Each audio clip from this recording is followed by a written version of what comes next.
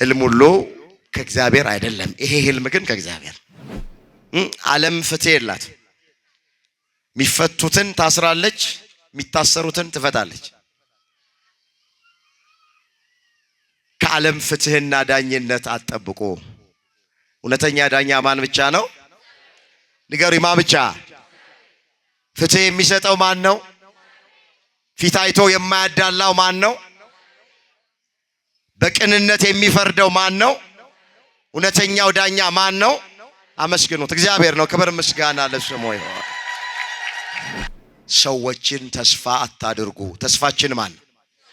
ንገሩኝ፣ ማን ነው ተስፋችን? ሰው ቢያምኑት ይከዳል። ሰው ተስፋ ቢያደርጉት ያሳፍራል። ሰው ቢደገፉት ይሰበራል። ሸምበቆ ነው ቢያምኑት ማይከዳ፣ ተስፋ ቢያደርጉት የማያሳፍር የድንግል ልጅ አማኑኤል ነው። ክብር ምስጋና ለስሙ ይሁን። እሱ ነው የሚታመነው። ስለተጨነቅን አይደለም፣ ስለኛ መውጣት መውረድ አይደለም። ትምህርት አያስፈልግም፣ አልወጣንም። ያስፈልጋል ትምህርት ብቻውን ግን ወገኖቼ፣ ቅልጥፍና ብቻውን ግን እግዚአብሔር ከኛ ጋር ካልሆነ በፍጹም አይከናወንም። ተምረን ቁም ነገር መድረስ የምንችለው፣ ነግደን ማትረፍ የምንችለው፣ ሮጠን መቅደም የምንችለው፣ አስበን ማሳካት የምንችለው እግዚአብሔር ከኛ ጋር ከሆነ ብቻ ነው። ያለ እግዚአብሔር ምንም ማድረግ አንችልም። መጽሐፍ እንደዚህ ይላል፣ ያለ እኔ ምንም ልታደርጉ አትችሉ። ወጥቶ መግባት በእግዚአብሔር ነው። ተቀምጦ መነሳት በእግዚአብሔር ነው። አጭቶ ማግባት በእግዚአብሔር ነው። አግብቶ የተባረከ ልጅ መውለድ በእግዚአብሔር ነው። ሁሉም በእግዚአብሔር ነው። ወጣቶች የምትሰሩት ስራ እንዲከናወን ከእግዚአብሔር ጋር በእምነቱ ነው። እህቶቼ የልባችሁ መሻት እንዲፈጸም የምትሰሩት ስራ ሁሉ እንዲከናወንላችሁ ከፈለጋችሁ ከእግዚአብሔር ጋር ሆነ። እሱ ነው መፍትሄው። ዳዊት ምን ብሎ ነው የዘመረው? እግዚአብሔር ቤትን ካልሰራ ቤተሰሪ በከንቱ ይደክማል። እግዚአብሔር አገርን ካልጠበቀ አገርን የሚጠብቁ ሰዎች በከንቱ ይተጋሉ ተብሎ ተጽፏል። ዛ መዝሙር 126 ቁጥር 1 ላይ የተመዘገበ ቃል። እግዚአብሔር ቤትን ካልሰራ ቤተሰሪ በከንቱ ይደክማል። እግዚአብሔር አገርን ካልጠበቀ አገርን የሚጠብቁ ሰዎች በከንቱ ይተጋሉ። ሁሉ የሚሆነው በማን ፈቃድ ነው? በእግዚአብሔር ፈቃድ። ይውላችሁ እኛ በሃይማኖት ከእግዚአብሔር ጋር ከሆንን ታመን አልጋ ላይ ብንተኛም እስር ቤት ውስጥም ብንገባም ስደትም ብንወጣም ምንም አይነት ነገር ውስጥ እንሆን እግዚአብሔር ከኛ ጋር ይሆናል። ትልቁ ነገር በሃይማኖት እኛ ከእግዚአብሔር ጋር እንሆን፣ በእምነት ከእግዚአብሔር ጋር እንሆን፣ በጸሎት ከእግዚአብሔር ጋር እንሆን፣ በጾም ከእግዚአብሔር ጋር እንሆን። እግዚአብሔር ከኛ ጋር ይሆናል። ምንም ጥርጥር የለውም። መጽሐፍ ምንድነው የሚለው? እናንተ ከእግዚአብሔር ጋር ስትሆኑ እግዚአብሔር ከናንተ ጋር ይሆናል። ብትፈልጉት ታገኙታላችሁ፣ ብትተውት ግን ይተዋችኋል ተብሎ ተጽፏል። ሁለተኛ ዜና መዋዕል ምዕራፍ 15 ቃልህ ማለዳ ማለዳ አዲስ ነው፣ ታማኝነትህም ብዙ ነው ብሎ ነው የተናገረው። የእግዚአብሔር ቃል ሁልጊዜ አዲስ ነው። ትናንት የተጽናናንበት ዛሬ የምንጽናናበት፣ ትናንት ያረፍንበት ዛሬ የምናርፍበት፣ ትናንት ጥያቄያችን የተመለሰበት ዛሬ ጥያቄያችን የሚመለስበት፣ ትናንት እንባችን የታበሰበት የእግዚአብሔር ቃል ዛሬም እንባችን የሚታበስበት። በማንም ሰው ይነገር መቼም ይነገር፣ ሁልጊዜም የእግዚአብሔር ቃል አዲስ ነው፣ አይሰለችንም። ጅማሬው ሳያምርለት ቀርቶ አስጨናቂ ጅማሬ፣ የተበላሸ ጅማሬ እግዚአብሔር ደግሞ እንዴት መጨረሻውን እንዳሳመረለት የኛም የማያምሩ ጅማሬዎች በሕይወታችን ቢገጥሙን እግዚአብሔር መጨረሻውን ማሳመር እንደሚችል እግረ መንገድ በንጽጽር የምናይበት ትምህርት ነው። ሰው ባለው ነገር ይፈተናል። ዮሴፍ ባለው ነገር ተፈተነ። እህቶቼ ምንድነው ፈተናችሁ? ወንድሞቼ ምንድነው ፈተናችሁ? አንዳንድ ጊዜ ውበት ፈተና ይሆናል። አንዳንዴ ስልጣን ፈተና ይሆናል። አንዳንዴ ዕውቀት ፈተና ይሆናል። ሰው ባለው ነገር ይፈተናል። ዮሴፍ በውበቱ ምክንያት ፈተና መጣበት። ከመጋረጃ በስተጀርባ የምንሰራውን ኃጢአት እግዚአብሔር ማያ የሚመስልን ብዙዎች አለን። አካባቢ የቀየርን እንደሆነ፣ ሰፈር የቀየርን እንደሆነ፣ ሀገር የቀየርን እንደሆነ እዛ የምናደርገውን ክፉ ነገር እግዚአብሔር የማያይ የሚመስለን ሰዎች አሉ። አሁን የኛ መስፈርታችን ቤት ሰርቷል ወይ፣ መኪና ገዝቷል ወይ? ቤት ያለው ባል ከተገኘ ጥሩ ነው፣ ማን ይጠላል? ቤት ሰርቶ እሱ ካልተሰራ ምን ይጠቅምሻል? መኪና ገዝቷል፣ መኪና ያለው ባል ከተገኘ ጥሩ ነው፣ መኪና ገዝቶ ራሱን ካልገዛ ምን ይጠቅምሻል? እዛም ሚልከሰከስ ከሆነ፣ በዝሙት ሚረክስ ከሆነ፣ ለቃል ኪዳን ሚስቱ ማይታመን ከሆነ ምን ዋጋ አለው? ቁሳቁስ ብር ኖሮት ወርቅ ኖሮት እግዚአብሔር ከሌለው እግዚአብሔርን ማይፈራ ከሆነ ምን ይጠቅምሻል? አንዳንዴ ይሄንን እናያለን በዓይናችን፣ ይሄንን እንሰማለን በጆሮአችን፣ እውነት ይዘን እያለቀስን እያነባን እኔን አድምጡኝ፣ እኔን ስሙኝ፣ እውነት ያለው እኔ ጋ ነው ስትሉ በሆነ ነገር ከናንተ የተሻሉ የሆኑ ሰዎች ውሸትም አድርገው እነሱ ይታመናሉ። ወንጀል ሳንሰራ ሕግ ሳንተላለፍ ወገኖቼ ኃጢአት ሳይገኝብን ለክፉ ነገር ተላልፈን እንሰጥ እንችላለን። እንዳትደነቁ ኢየሱስ ክርስቶስ በመስቀል ላይ የተሰቀለው፣ ጎኑን በጦር የተወጋው፣ እጆቹን በሚስማር የተቸነከረው ኃጢአት ሰርቶ አይደለም፣ ወንጀል ተገኝቶበት አይደለም። ንጹሕ ባህሪ ነው። ሲሰድቡት መልሶ ያልተሳደበ ነው። መከራ ሲያደርሱበት ያልዛተ ነው። ነገር ግን እንደ ክፉ አድራጊ ቆጥረውት በመስቀል ላይ ሰቅለውታል። በሚስማር ቸንክረውታል። የሸዋ አክሊል ደፍተውበታል። ስጋው አልቆ አጥንቱ እስኪታይ ድረስ 6666 ጊዜ በጅራፍ ገርፈውታል። አንዳንድ ጊዜ በሕይወታችን እንደዚህ ይሆናል። ዓለም ፍትሕ የላት። ሰው ይረሳናል። ማይረሳን ማይዘነጋን አምላካችን እግዚአብሔር የገዛ ወንድሞቻችን ሊረሱን ይችላል። አያድርስ ነው። እህታችን ልትረሳን ትችላለች። የወለደ አባት የወለደች እናት ልትረሳ ትችላለች። ባልንጀራችን ጓደኛችን ሊረሳን ይችላል። በሰው እንዳትታመኑ፣ ሰውን ተስፋ እንዳታደርጉ። ምን አለ ዳዊት? በሰው ከመታመን በእግዚአብሔር መታመን ይሻላል። በገዢዎች ተስፋ ከማድረግ በእግዚአብሔር ተስፋ ማድረግ ይሻላል አለ መዝሙር 117 ቁጥር 8 ላይ። የጥበብ መጀመሪያ እግዚአብሔርን መፍራት ነው ተብሎ ተጽፏል። የመንፈሳዊውም ጥበብ የዓለማዊውም ጥበብ መጀመሪያ እግዚአብሔርን መፍራት። እግዚአብሔርን መፍራት የሌለበት የቹም አይነት ጥበብ ከንቱ ነው። መንፈሳዊ ጥበብ ቢኖረን ጥሩ አድርጎ የመስበክ፣ ጥሩ አድርጎ የመዘመር፣ ጥሩ አድርጎ የመቀደስ፣ ጥሩ አድርጎ ቅኔ የመቀኘት፣ ጥሩ አድርጎ ከበሮ የመምታት ጥበብ ኖሮን እግዚአብሔርን ማንፈራ ከሆነ ጥበብ መንፈሳዊ ከንቱ ነው። የጥበብ መጀመሪያ ማንን መፍራት ስለሆነ። ደግሞ ዓለማዊ ጥበብ ኖሮን የሂሳብ፣ የፊዚክስ፣ የኬሚስትሪ መንኮራኩር የማምጠቅ፣ ጨረቃ ላይ ቤት የመስራት፣ 4-5 ቋንቋ የመናገር ጥበብ ኖሮን እግዚአብሔርን ማንፈራ ከሆነ ዓለማዊውም ጥበብ ከንቱ ነው ይለዋል መጽሐፍ። የጥበብ መጀመሪያ ማንን መፍራት ስለሆነ አምላካችን እግዚአብሔር እሱን የሚፈራ ልብ ለሁላችንም ያድለን። ይኸውላችሁ አሁን ትውልዱ እግዚአብሔርን ስለማይፈራ ነው ይሄንን ወንጀል አሁን አይናችን የሚያየው ጆሮአችን የሚሰማ ወንጀል የሚፈጸመው። ትውልዱ እግዚአብሔርን አልፈራ ስላለ ነው።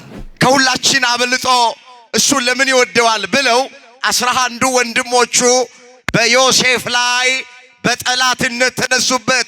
የማያምር የዮሴፍ ጅማሬ ይሄ ነው፣ በገዛ ወንድሞቹ መጠላት። እኛ 11ችን ላንተ ልንሰግድ ነው እንዴ ብለው አስቀድመው ከጠሉት ጥል በላይ አብልጠው ጠሉት ይላል መጽሐፍ። የማያምሩ የዮሴፍ ጅማሬዎችን እያየን ነው። መጽሐፍ ከዝሙት ሽሹ ይላል። ከዝሙት እንድንሸሽ አምላካችን እግዚአብሔር ይርዳል።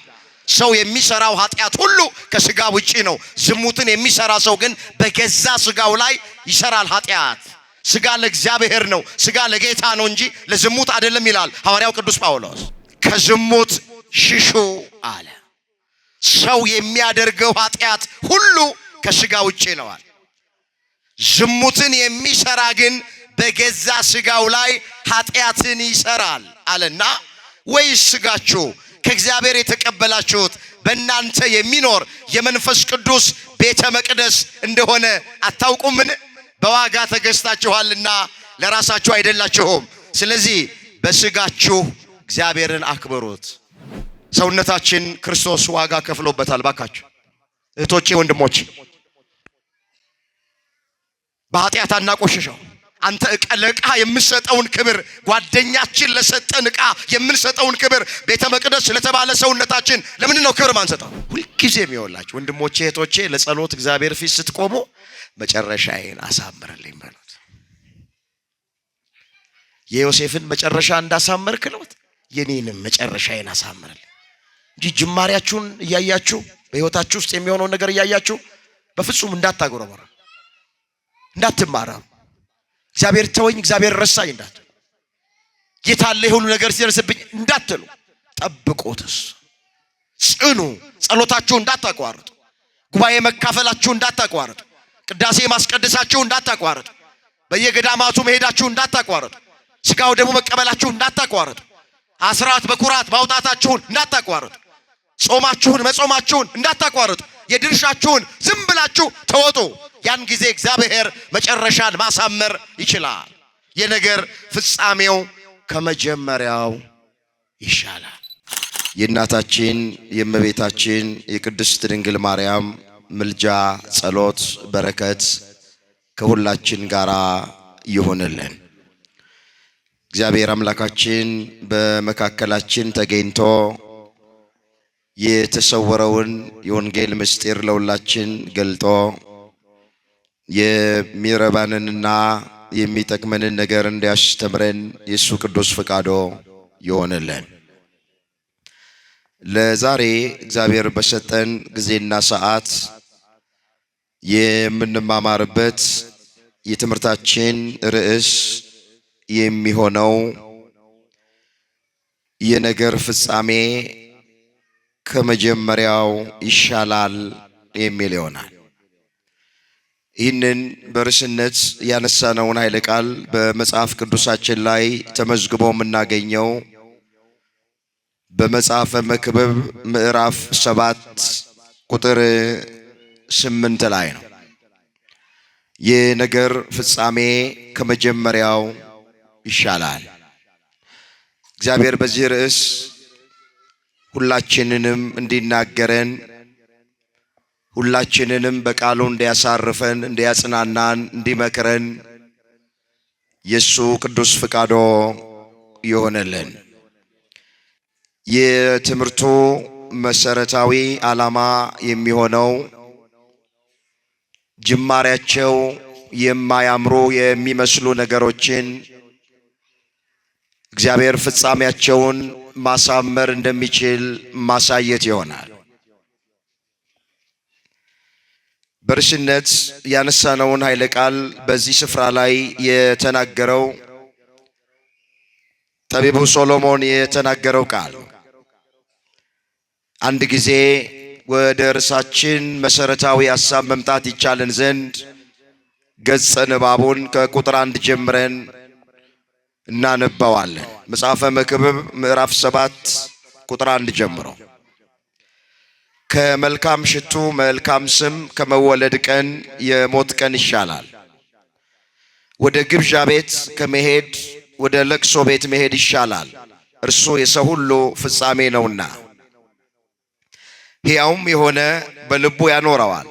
ከሳቅ ሐዘን ይሻላል፣ ከፊት ሐዘን የተነሳ ልብ ደስ ይሰኛልና። የጠቢባን ልብ በለቅሶ ቤት ነው፣ የሰነፎች ልብ ግን በደስታ ቤት ነው። ሰው የሰነፎችን ዜማ ከሚሰማ ይልቅ የጠቢባንን ተግሳጽ መስማት ይሻለዋል።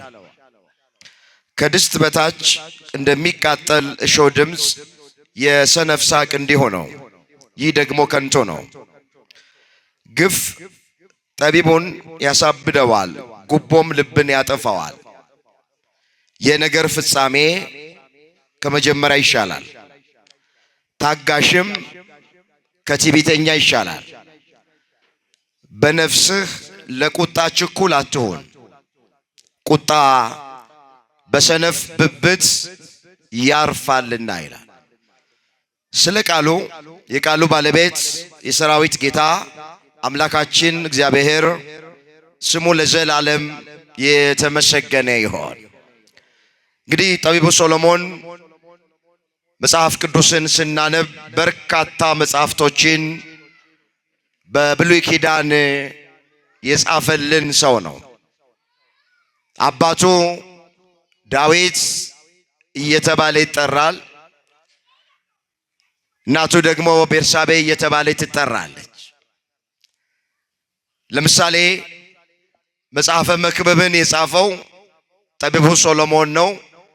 መጽሐፈ ምሳሌን፣ መጽሐፈ ተግሳጽን፣ መኃልየ ዘሰሎሞን የሚባለውን መጽሐፈ ጥበብን እነዚህን አምስቱን መጻሕፍት የጻፈልን የዳዊት ልጅ ጠቢቡ ሶሎሞን መጽሐፈ ምሳሌ፣ መጽሐፈ ተግሳጽ፣ መጽሐፈ መክብብ፣ መኃልየ ዘሰሎሞን፣ መጽሐፈ ጥበብ እነዚህ አምስቱን መጻሕፍት ሶሎሞን እንደጻፋቸው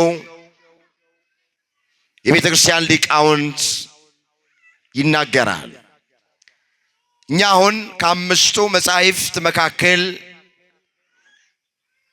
በመጽሐፈ መክብብ ምዕራፍ 7 ቁጥር 8 ላይ የተጻፈውን መነሻ አድርገን ለዛሬ እናመሽበታለን። እስኪ አንድ ጊዜ በርዕስነት ያነሳነውን ኃይለ ቃል በአንደበት ብቻ ሳይሆን ከማስተዋል ጭምር ሆነን ሁላችን በህብረት ለመናገር ራሳችንን እናዘጋጅ። የነገር ፍጻሜ በሉ እስኪ ከመጀመሪያው ይሻላል። እግዚአብሔር በዚህ ርዕስ ሁላችንን እንዲናገረን የሱ ቅዱስ ፈቃዶ ይሆነልን። ይህንን ርዕስ ግልጥ እንዲያደርግልን በብሉይ ኪዳን ከተመዘገቡት ታሪኮች መካከል አንድ ታሪክ ለዛሬ እናነሳል። ጅማሬው ሳያምር የነበረን አንድ ሰው እግዚአብሔር እንዴት አድርጎ ፍጻሜውን እንዳሳመረለት በዚህ ታሪክ ውስጥ ደግሞ የእያንዳንዳችንን ሕይወት እንደ መስታወት እግዚአብሔር ያሳየናል። ታሪኩ ለብዙዎቻችን እንግዳ የሆነ ታሪክ አይደለም። ከዚህ ቀደም በአንድም ይሁን በሌላ መንገድ የሰማነው ታሪክ ግን የእግዚአብሔር ቃል ማለዳ ማለዳ አዲስ ነው። ነቢዩ ኤርምያስ ሲናገር ምን ብሎ ነው የተናገረው? ቃልህ ማለዳ ማለዳ አዲስ ነው፣ ታማኝነትህም ብዙ ነው ብሎ ነው የተናገረው። የእግዚአብሔር ቃል ሁልጊዜ አዲስ ነው። ትናንት የተጽናናንበት ዛሬ የምንጽናናበት፣ ትናንት ያረፍንበት ዛሬ የምናርፍበት፣ ትናንት ጥያቄያችን የተመለሰበት ዛሬ ጥያቄያችን የሚመለስበት፣ ትናንት እንባችን የታበሰበት የእግዚአብሔር ቃል ዛሬም እንባችን የሚታበስበት በማንም ሰው ይነገር መቼም ይነገር፣ ሁልጊዜም የእግዚአብሔር ቃል አዲስ ነው፣ አይሰለችንም። አሁን ከልጅነታችን ጀምሮ ውዳሴ ማርያም ስናደርስን ያደግነው ግን ውዳሴ ማርያም እስካሁን አልሰለችንም። ከልጅነታችን ጀምሮ በጾመ ፍልሰታው አንገታችን ላይ ነጠላ ታስሮልን ቤተ ክርስቲያን መተን ቅዳሴ እያስቀደስን ያደግነው ማን ነው ቅዳሴ የሰለቸው? በዓለም ያለው መጻሕፍት ልቦለዶች አንድ ጊዜ ካነበብናቸው በኋላ ሁለተኛ ጊዜ ለማንበብ ይሰለቹናል። ፍጻሜያቸውን ስለምናውቅ፣ ታሪኩን ስለምናውቅ፣ ሰው የደረሳቸው ሰው የጻፋቸው ስለሆኑ የእግዚአብሔር መንፈስ ስለሌለባቸው በዓለም ያሉ ልቦለዶች ሰው ያዘጋጃቸው ወገኖቼ አንድ ጊዜ አንብበናቸው ሁለተኛ ጊዜ ማንበብ አንችልም። መጽሐፍ ቅዱስ ግን ማለዳ ማለዳ አዲስ ነው። የእግዚአብሔር ቃል ግን ሁልጊዜም አዲስ ነው። ለምን ያሉ እንደሆነ በቃሉ ላይ የእግዚአብሔር መንፈስ ስላለበት። የማን መንፈስ? የእግዚአብሔር መንፈስ ስላለበት ሁልጊዜም አዲስ ነው ቃሉ። አሁንም አዲስ የሆነውን ቃል እግዚአብሔር በቸርነቱ ለሁላችንም ያስተምረን። ታሪኩ በኦሪት ዘፍጥረት በምዕራፍ 37 ቁጥር 1 ጀምሮ የተመዘገበውን ታሪክ ነው የምናየው። ዮሴፍ የሚባልን የአንድ ሰው ሕይወት ዛሬ እናያለን። ጅማሬው ሳያምርለት ቀርቶ አስጨናቂ ጅማሬ፣ የተበላሸ ጅማሬ፣ እግዚአብሔር ደግሞ እንዴት መጨረሻውን እንዳሳመረለት የኛም የማያምሩ ጅማሬዎች በሕይወታችን ቢገጥሙን እግዚአብሔር መጨረሻውን ማሳመር እንደሚችል እግረ መንገድ በንጽጽር የምናይበት ትምህርት ነው። ታሪኩ ሲጀምር እንዲህ ብሎ ይጀምራል። ኦሪት ዘፍጥረት ምዕራፍ 37 ቁጥር 1 ጀምሮ መለከተዋል። ያዕቆብም አባቱ በስደት በነበረበት አገር በከነዓን ምድር ተቀመጠ። የያዕቆብም ትውልድ ይህ ነው። ዮሴፍ የ17 ዓመት ልጅ በሆነ ጊዜ ከወንድሞቹ ጋር በጎችን ይጠብቅ ነበር ይላል። ሁላችን ታሪኩ እንደምናውቅ አብርሃም ጊዜው ቢቆይም ከሳራ ይስሐቅን ወልደዋል። ይስሐቅም እድሜው ለጋብቻ ሲደርስ ርብቃ የምትባልን ሴት አግብቶ ያዕቆብና ኤሳውን ወልደዋል። አሁን የያዕቆብን ታሪክ ይዘን ነው የምንቀጥለው። ያዕቆብ የተባለው ሰው ደግሞ ወገኖቼ ወንዶቹን እንኳን ብቻ ስንቆጥር 12 ወንድ ልጆች ወልደዋል። 12ቱ ነገደ እስራኤል ተብሎ የሚጠሩት ማለት የያዕቆብ ልጆች ናቸው። ከ12ቱ ወንድ ልጆች መካከል ዮሴፍ የሚባል ልጅ አለው ያዕቆብ። ማን የሚባል አልኳችሁ? ሁላችሁም ንገሩኝ። ማን የሚባል? ዮሴፍ። ዮሴፍ የስሙ ትርጉም እግዚአብሔር ይጨምራል ማለት ነው። እግዚአብሔር ምን ይላል? እግረ መንገድ ስም ስታወጡ ከቻላችሁ ከመጽሐፍ ቅዱስ አውጡ። የሚያንጹ ስሞች፣ ትርጉም ያላቸው ስሞች፣ እግዚአብሔር የሚከብርባቸው ስሞች አሉ። አሁን ዛሬ በጣም የሚያስደነግጡ ስሞች፣ ምንም ማያንጹ ስሞች፣ ትርጉም የሌላቸው ስሞች ብዙ ሰው ያወጣል። ወይም ስም ስናወጣ ታሪኩን አናውቅም፣ ለአጠራር ስራ ማረ ብቻ ዝም ብለው ለልጆቻቸው ስም ያወጡ ሰዎች አሉ። ልጆቹ ካደጉ በኋላ የስማቸውን ትርጉምና ታሪኩ ከመጽሐፍ ቅዱስ አኳያ ምን እንደሆነ ሲያውቁ ከወላጆቻቸው ጋር ይጣላል። አሁን ልጁን ዲና ብሎ የሚጠራ ሰው እንዴት ይኖራል? ዲና ማለት ስሙ ሊያምር ይችላል ለአፍ ሲጠራ። መጽሐፍ ቅዱስን ስታነቡ ግን የዲና ታሪክ የተበላሸ ታሪክ ነው። አባቶቻችን ምን ይላሉ?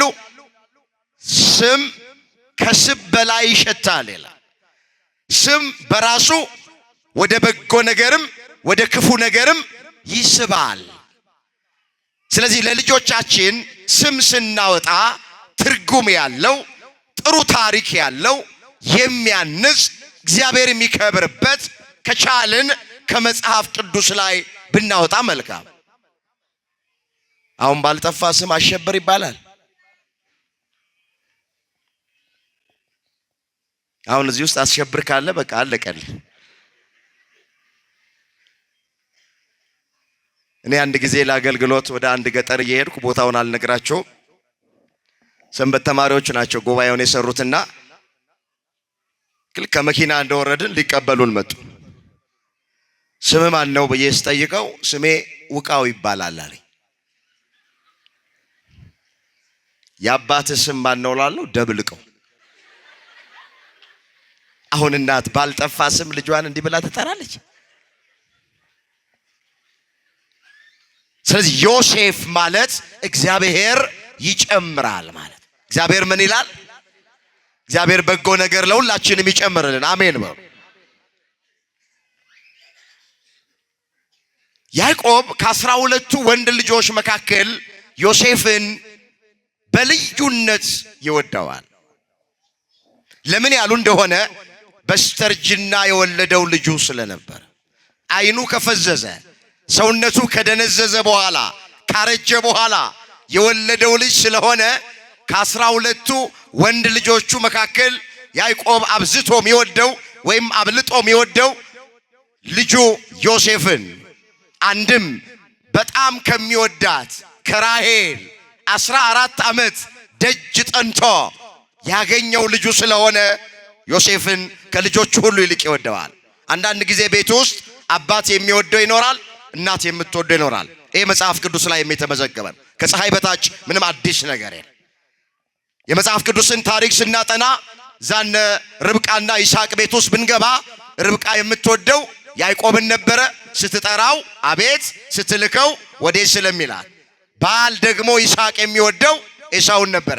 ስለዚህ ቤት ውስጥም አባት የሚወደው ሊኖር ይችላል። አብልጦ ሁሉ ልጆችን ይወዳል፣ ግን አብልጦ የሚወደው ሊኖር ይችላል። ወይም እናት የምትወደው ሊኖር ይችላል። አሁንም ያዕቆብ ዮሴፍን እጅግ አድርጎ ይወደዋል። ለምን? በስተርጅና የወለደው ስለሆነ ከሚወዳት ከራሔል 14 ዓመት ደጅ ጠንቶ ያገኛት። ስንት ዓመት አልኳችሁ? ዛሬ አሁን የትኛው ጎረምሳ ነው 14 ዓመት ደጅ ጠንቶ ሚስት የሚያገኘው? ትዕግስት አለን አሁን እንደ ያዕቆብ? ዮሴፍ ራሔልን ለማግኘት ያዕቆብ 14 ዓመት ነው ደጅ ጠን። እሱ ታሪኩ ሰፊ ነው፣ ወደዛ ውስጥ አልገባ። በጣም ስለሚወደው የተለየች ልብስ ገዛና ለዮሴፍ አለበሰው። ያዕቆብ እንዲህ ይላል፣ ዮሴፍን ከልጆቹ ሁሉ ይልቅ ይወደው ነበርና በብዙ ኅብር ያጌጠች ቀሚስ አደረገለት። ከዚህ የተነሳ ወንድሞቹ አባታቸው ከልጆቹ ሁሉ ይልቅ እንዲወደው ባዩ ጊዜ ጠሉት፣ በሰላምም ያናግሩ ዘንድ አልቻሉም። የማያምር የዮሴፍ ጅማሬ እዚህ ጋር ነው የሚጀምረው። በገዛ ወንድሞቹ ተጠላ። እሱም ልጅ ነው፣ እኛም ልጅ ነን። የተለየ ልብስ አባታችን ለምንድን ነው ለወንድማችን የሚገዛው? ከሁላችን አብልጦ እሱን ለምን ይወደዋል ብለው 11 ወንድሞቹ በዮሴፍ ላይ በጠላትነት ተነሱበት። የማያምር የዮሴፍ ጅማሬ ይሄ ነው፣ በገዛ ወንድሞቹ መጠላት።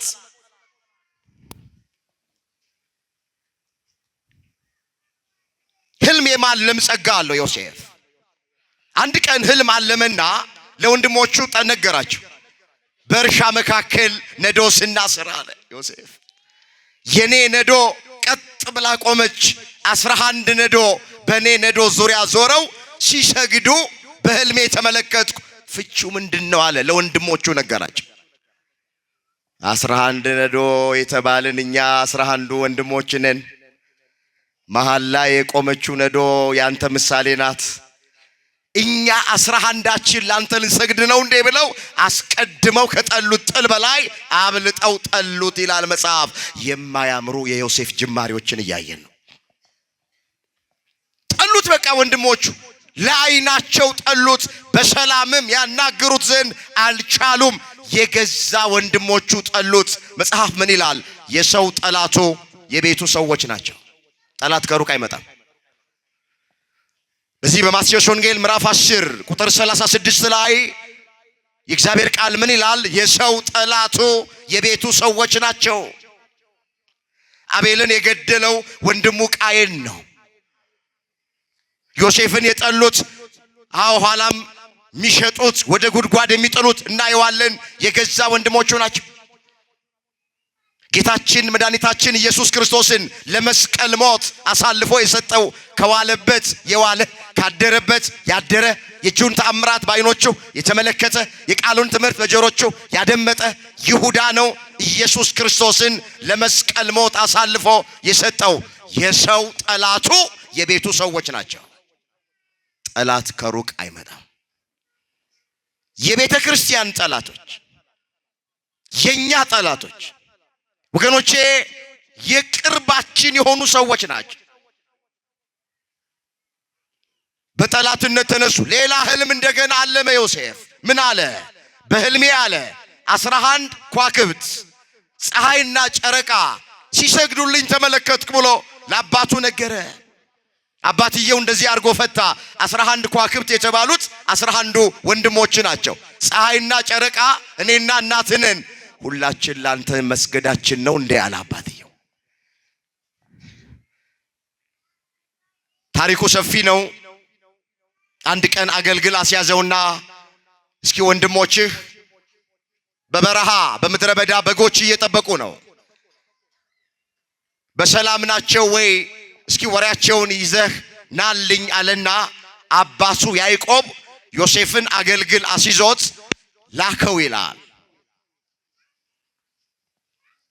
እሺ ብሎ ለአባቱ ታዞ አገልግል ይዞ ወደ ወንድሞቹ ጋር መጣ። ዮሴፍ ገና በሩቅ አዩት።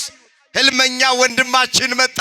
ህልሙ ሳይፈታ ደሙን ማፍሰስ አለብን፣ ነፍሱን ማጥፋት አለብን፣ መግደል አለብን፣ ሳይቀድመን እንቀድመዋለን።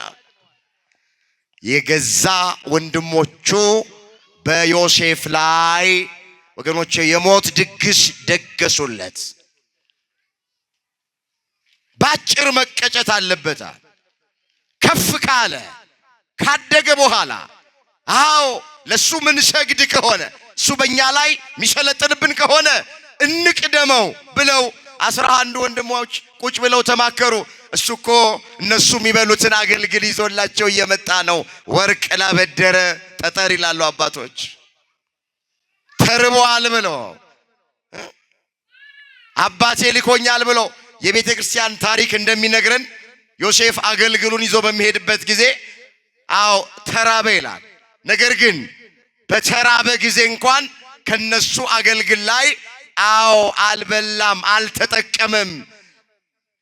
ታማኝነቱን ተመልከቱ። እነሱ ክፉ ነው የሚያስቡበት፣ እነሱ ሊገሉት ነው የሚያስቡት። እሱ ግን ለነሱ ከያዘው አገልግል እንኳን አልቀምስም ብሎ አዎ መልእክቱን እስኪያደርስ ድረስ እነሱን በናፍቆት ነበር የሚጠብቃቸው።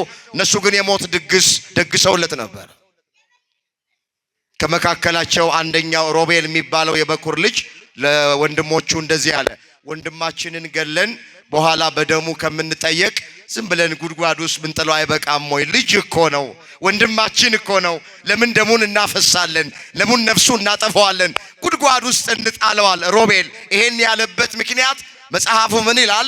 እነሱ ዘወር ሲሉ ከጉድጓድ ውስጥ አውጥቶ ወደ አባቱ ወደ ያዕቆብ ሊልከው ፈልጎ አንግደለው፣ ጉድጓድ ውስጥ እንጣለው አለ ሮቤል። እሺ ተባባሉና ለአባታችን ግን ምንድነው ማለት የሚገባን አሉ። ልብሱን በደም ለውሰን ነከረን፣ የምትወደው ልጅህ ሞቷል፣ እርምህን አውጣ ብለን ለያዕቆብ እንልካለን አሉት። ልብሱን አወለቁ፣ ልብሱን ገፈፉት፣ በደም ነከሩና ላኩለት ለያዕቆብ። ያ የምትወደው ልጅህ የተለየ ልብስ ያለበስከው ከኛ በላይ የምትወደው ልጅህ በሕይወት የለም፣ እርምህን አውጣ ሞቶልሃል ብለው መልእክት ላኩለት። ልብሱን ሲያይ የዮሴፍ ልብስ ነው፣ እንደገና በደም ተነክሯል። በቃ ክፉ አውሬ አግኝቶት በልቷል አለና ሐዘን ቁጭ አለ ያዕቆብ።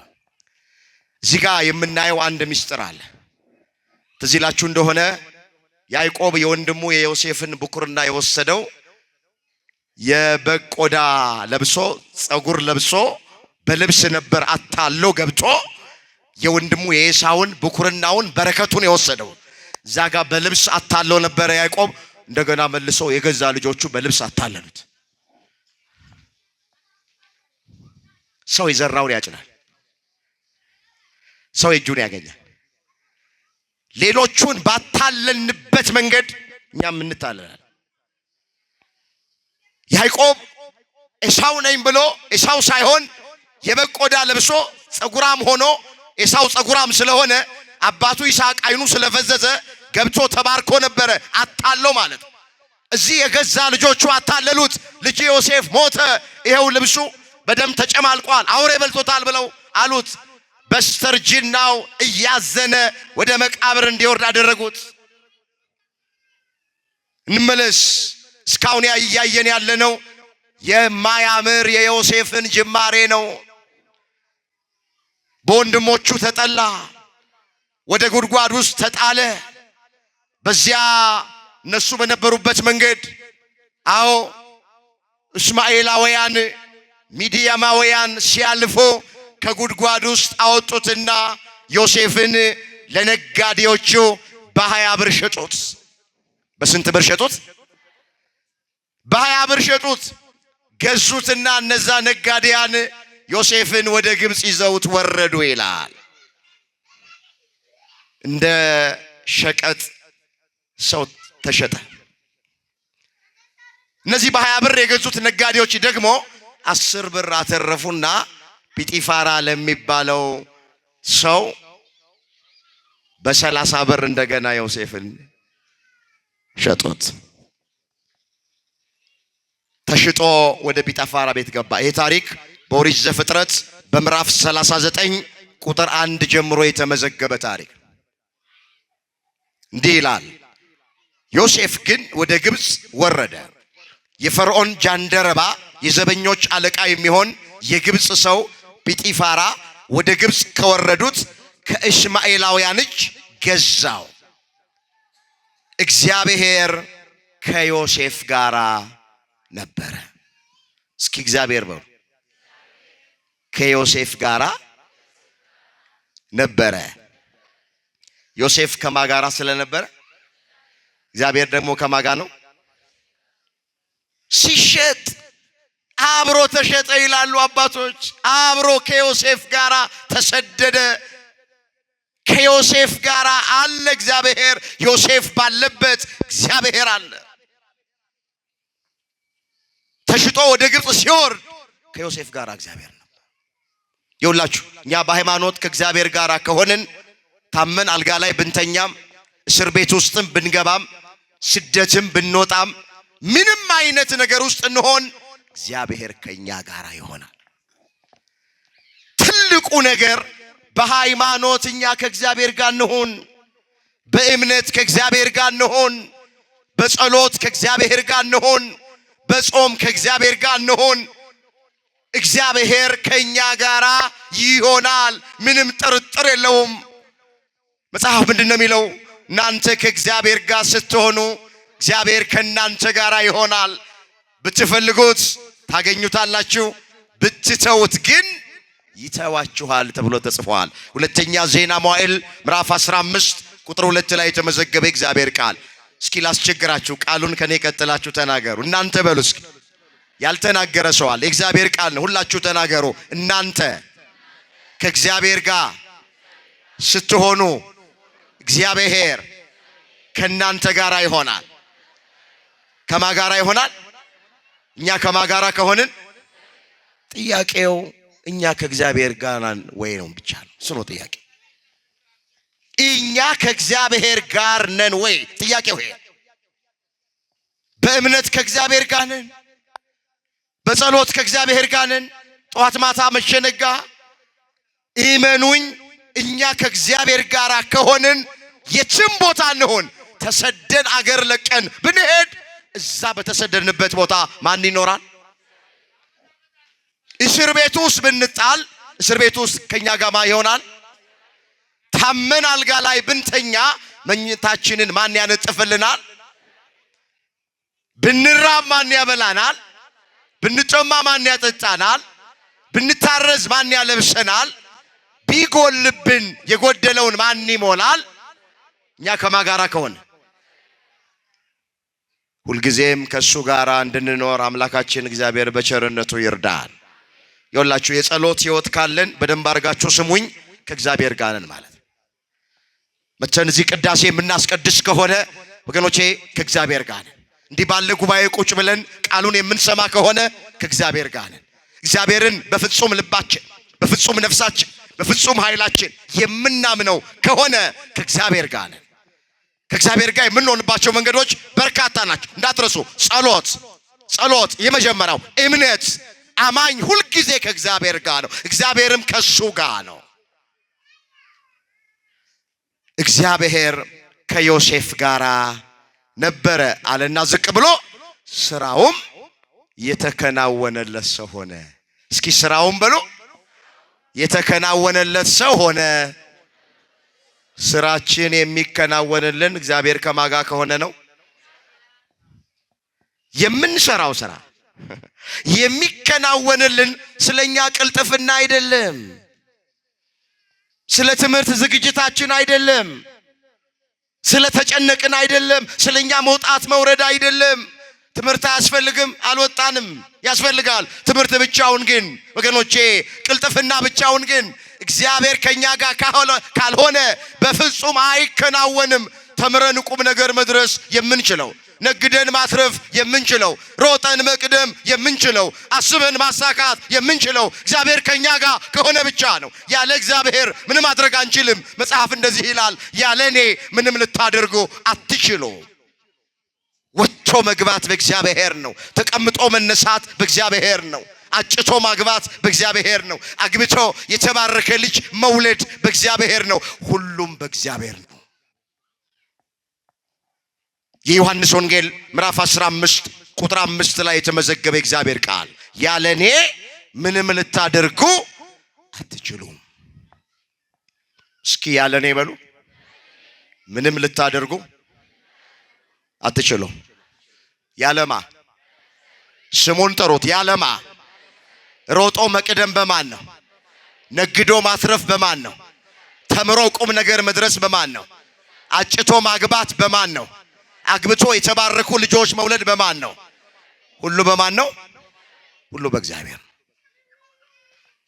እግዚአብሔር ከዮሴፍ ጋር ስለሆነ የሚሰራው ስራ ሁሉ ተከናወነለት። ምን አለለት? ወጣቶች የምትሰሩት ስራ እንዲከናወን ከእግዚአብሔር ጋር በእምነቱ ነው። እህቶቼ የልባችሁ መሻት እንዲፈጸም የምትሰሩት ስራ ሁሉ እንዲከናወንላችሁ ከፈለጋችሁ ከእግዚአብሔር ጋር ሆነ። እሱ ነው መፍትሄው። ዳዊት ምን ብሎ ነው የዘመረው? እግዚአብሔር ቤትን ካልሰራ ቤተሰሪ በከንቱ ይደክማል። እግዚአብሔር አገርን ካልጠበቀ አገርን የሚጠብቁ ሰዎች በከንቱ ይተጋሉ ተብሎ ተጽፏል። ዛ መዝሙር 126 ቁጥር 1 ላይ የተመዘገበ ቃል እግዚአብሔር ቤትን ካልሰራ ቤተሰሪ በከንቱ ይደክማል። እግዚአብሔር አገርን ካልጠበቀ አገርን የሚጠብቁ ሰዎች በከንቱ ይተጋሉ። ሁሉ የሚሆነው በማን ፈቃድ ነው? በእግዚአብሔር ፈቃድ። የሚሰራው ሁሉ ተከናወነለት። እንመለስ ወደ ቀደመ ነገራችን። በግብፃዊው ጌታም ቤት ነበረ። ጌታውም እግዚአብሔር ከእርሱ ጋር እንዳለ እርሱም የሚሰራ ሁሉ እግዚአብሔር በእጁ እንዳከናወነለት አየ። ዮሴፍም በጌታው ፊት ሞገስ አገኘ። ምን አገኘ? ሞገስ አገኘ። በቤቱ ላይ ሁሉ አሰለጠነው። ጲጢፋራ ዮሴፍ ሾመው። ያላንተ ፈቃድ ሚገባ ሚወጣ ነገር የለም ብሎ ከሚስቱ በስተቀረ ይሄ ንጉሥ ሁሉን ለዮሴፍ አሳልፎ ሰጠ። አንድ ቀን ዮሴፍ ከቤት ሲወጣ ሲገባ የዚህ ንጉሥ ሚስት አየችውና በሐጸ ዝሙት ተነደፈ ይችላል። ሌላ ፈተና መጣበት። ሲወጣ ባቱን ሲገባ ደረቱን ይላሉ አባቶቻችን። ዮሴፍን አየችውና አብረኸኝ ተኛ፣ ፈቃዴን ፈጽምልኝ አለችው። እጅግ ውብና መልከ መልካም ሰው ነበረ። ከራስ ፀጉሩ እስከ እግር ጥፍሩ ድረስ ውብ ነበረ። መልከ መልካም ልጅ ነበረ ዮሴፍ። መልኩ ያማረ ነው፣ ጠባዩ ያማረ ነው፣ እግዚአብሔርን የሚፈራ ነው፣ እግዚአብሔርን የሚያውቅ ነው። ሁለቱንም ውበት አስተባብሮ የያዘ ሰው ነው ዮሴፍ። ታውቃላችሁ አንዳንዶቻችን ስጋዊ ውበት ቢኖረን መንፈሳዊ ውበት ግን ብዙዎቻችን የለንም። ውጫዊ ውበት ያላቸው ብዙ ሰዎች ውሳጣዊ ውበታቸውን ስታዩ ባዶ ይሆናሉ። እግዚአብሔርን ማያውቁ ናቸው። መንፈሳዊነት ማይገባቸው ናቸው። ቤተክርስቲያን መምጣት ኋላ ቀርነት ይመስላቸዋል። መጾም፣ መጸለይ፣ ማስቀደስ ጊዜ የሌላቸው ሰዎች መሰብሰቢያ ይመስላቸዋል። ቤተክርስቲያን መሄድ በውጭ ስትዋቸው ስጋዊ ውበት ሊሆናቸው ግን ይችላሉ። ዮሴፍ በውስጡም ውብ ነው፣ ልቡ ውብ ነው፣ በውጭም በስጋውም ውብ ነው። እግዚአብሔር ሁለቱንም ውበት ለሁላችን ያደለን። እቺ ሴት ውበቱን አየችና በውበቱ ተሸነፈች። አብረኸኝ ካልተኛ ባሌ ቤት ውስጥ የለም፣ ፍቃዴን ፈጽምልኝ አለችው። ሰው ባለው ነገር ይፈተናል። ዮሴፍ ባለው ነገር ተፈተነ። እህቶቼ ምንድነው ፈተናችሁ? ወንድሞቼ ምንድነው ፈተናችሁ? አንዳንድ ጊዜ ውበት ፈተና ይሆናል። አንዳንዴ ስልጣን ፈተና ይሆናል። አንዳንዴ ዕውቀት ፈተና ይሆናል። ሰው ባለው ነገር ይፈተናል። ዮሴፍ በውበቱ ምክንያት ፈተና መጣበት። ግድ አለችው። በቃ አብረኸኝ ተኛ አለች። ፍቃዴን ፈጽም ወድጄሃለሁ፣ ቤቴ ውስጥ ባል የለም ማንም ሰው የለም አለች። ዮሴፍ እንደዚህ አላት፣ ሰው ባይኖር እግዚአብሔር አለ አላት። ሰው ባይኖር ማን አለ? ማንም አያየንም ብላ ስትለው ሴቲቱ ሰው ባያየን እግዚአብሔር ያየናል አላት። የምትይውን ኃጢአት በእግዚአብሔር ፊት አልሰራውም አላት። እስኪ የምትይውን ኃጢአት በሉ። የምትይውን ኃጢአት በእግዚአብሔር ፊት አልሰራውም። በማን ፊት? የዮሴፍ አይኖች ማንን አሻግረው አዩ? ንገሪ ማንን አዩ? እኛ እኮ አንድ ኃጢአት ለመስራት አንድ ክፉ ነገር ለማድረግ ሰው አየኝ አላየኝ ነው ምንለው። ጨለማን ነው ምንመርጠው። ጨለማ ውስጥ የገባን እንደሆነ እዛ ውስጥ ምንሰራውን ኃጢአት እግዚአብሔር የማያይ የሚመስለን ብዙዎች ነን። ከመጋረጃ በስተጀርባ ምንሰራውን ኃጢአት እግዚአብሔር የማያይ የሚመስለን ብዙዎች አለን። አካባቢ የቀየረን እንደሆነ፣ ሰፈር የቀየረን እንደሆነ፣ ሀገር የቀየረን እንደሆነ እዛ ምናደርገውን ክፉ ነገር እግዚአብሔር የማያይ የሚመስለን ሰዎች አሉ። ግን ዮሴፍ አይኖቹ የሚገርሙ ናቸው። ሰው የለም ስትለው ቤት ውስጥ አንቺ ሰው ባይኖር እኮ እግዚአብሔር አለ አለ። ባይናችንም ባናየው ሰው አያየንም፣ ማንም ሰው አያየንም። ሰው ባያየን እግዚአብሔር ያየናል። የምትይውን ኃጢአት በአምላኬ በእግዚአብሔር ፊት አልሰራውም አለ። የጥበብ መጀመሪያ ማንን መፍራት ነው? ዮሴፍ እግዚአብሔርን ፈራ። እግዚአብሔር ይህን ጥበብ ለሁላችንም ይስጠን። በዚህ በመጽሐፈ ምሳሌ ምዕራፍ 1 ቁጥር 7 ላይ የጥበብ መጀመሪያ እግዚአብሔርን መፍራት ነው ተብሎ ተጽፏል። የመንፈሳዊውም ጥበብ የዓለማዊውም ጥበብ መጀመሪያ እግዚአብሔርን መፍራት። እግዚአብሔርን መፍራት የሌለበት የቹም አይነት ጥበብ ከንቱ ነው። መንፈሳዊ ጥበብ ቢኖረን ጥሩ አድርጎ የመስበክ፣ ጥሩ አድርጎ የመዘመር፣ ጥሩ አድርጎ የመቀደስ፣ ጥሩ አድርጎ ቅኔ መቀኘት፣ ጥሩ አድርጎ ከበሮ የመምታት ጥበብ ኖሮን እግዚአብሔርን ማንፈራ ከሆነ ጥበብ መንፈሳዊ ከንቱ ነው። የጥበብ መጀመሪያ ማንን መፍራት ስለሆነ ደግሞ ዓለማዊ ጥበብ ኖሮን የሂሳብ፣ የፊዚክስ፣ የኬሚስትሪ መንኮራኩር የማምጠቅ ጨረቃ ላይ ቤት የመስራት 4-5 ቋንቋ የመናገር ጥበብ ኖሮን እግዚአብሔርን ማንፈራ ከሆነ ዓለማዊውም ጥበብ ከንቱ ነው ይለዋል መጽሐፍ። የጥበብ መጀመሪያ ማንን መፍራት ስለሆነ አምላካችን እግዚአብሔር እሱን የሚፈራ ልብ ለሁላችንም ያድለን። ይኸውላችሁ አሁን ትውልዱ እግዚአብሔርን ስለማይፈራ ነው ይህንን ወንጀል አሁን አይናችን የሚያየው ጆሮአችን የሚሰማ ወንጀል የሚፈጸመው። ትውልዱ እግዚአብሔርን አልፈራ ስላለ ነው። እግዚአብሔርን የማይፈራ ትውልድ ለሕገ መንግስት መገዛት አይችልም። እግዚአብሔርን የማይፈራ ትውልድ ለፖሊስ ሊታዘዝ አይችልም።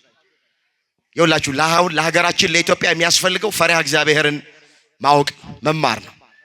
ፈሪሃ እግዚአብሔር ያለው ሰው ለትዳሩ ታማኝ ነው። እግዚአብሔርን የሚፈራ ባል ለቃል ኪዳን ሚስቱ ታማኝ ነው። እግረ መንገድ ሚስቶች ባል ስትመርጡ ስታጩ ምን አለው ብላችሁ አትበሉ። የሚቀድመው ነገር እሱ አይደለም። እግዚአብሔርን ያውቃል ወይ በሉ። እግዚአብሔርን ይፈራል ወይ በሉ።